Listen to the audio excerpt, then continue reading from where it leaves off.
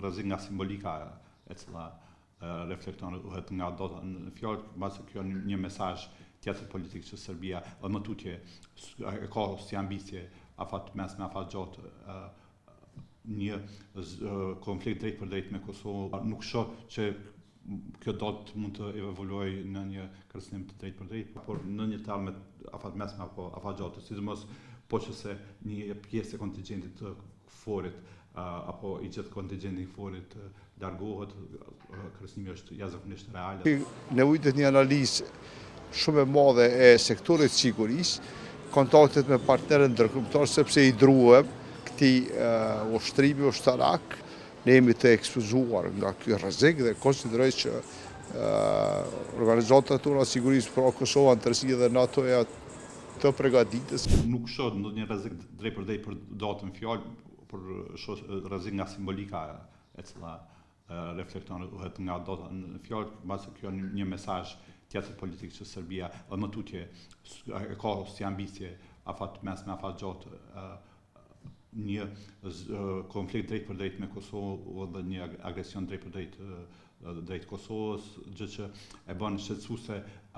të armën afat mesme afat gjatë të Kosovës, e që një farë forme legjitimon nevojat e Kosovës që të ndërtojë një sektor të mbrojtjes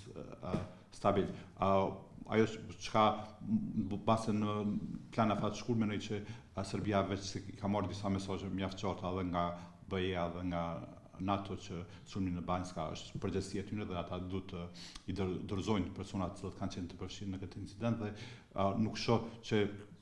kjo datë mund të evoluojë në një kërcënim të drejt për drejt, por duhet të fokusohemi më tepër në aspektin simbolik. Mendoj që është ndoshta edhe jashtë është jashtë limiteve që komuniteti ndërkombëtar mund të ndikojë në këtë drejtim, megjithatë kjo është një shej tjetër për çka sektori i mbrojtjes i Kosovës duhet ndihmohet nga shtetet aleate dhe mbase edhe antarësimi i NATO-s duhet të prioritizohet që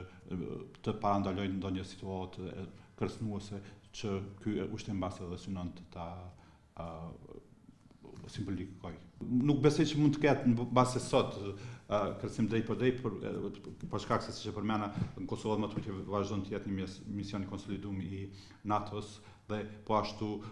trysnia ndaj Serbisë aktualisht është e madhe edhe për shkak të incidentit në Banjska, por në një terme afat mesme apo afat gjatë, sidomos po që se një pjesë e kontingjentit të forit apo i gjithë kontingjentit i forit largohet,